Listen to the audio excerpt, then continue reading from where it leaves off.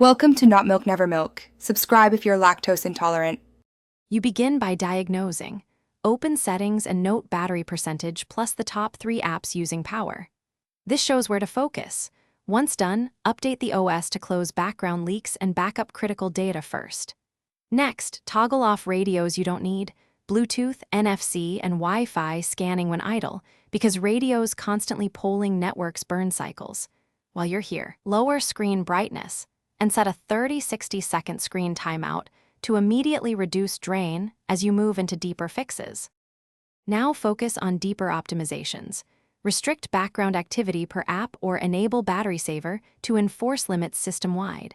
This prevents apps from waking the device constantly. Uninstall or force stop heavy apps and clear their cache to remove corrupted cycles that cause wake locks. Then adjust sync intervals. Set email and cloud backups to manual or longer intervals, because frequent syncs create repeated radio use. Make sure to review location permissions and switch apps to use location only while open. To finish, perform maintenance. Calibrate by charging to 100%, then safely discharging near 5% once, which helps software report capacity accurately. If problems persist, back up your data and perform a factory reset. Reinstall only essential apps to confirm whether software caused the drain.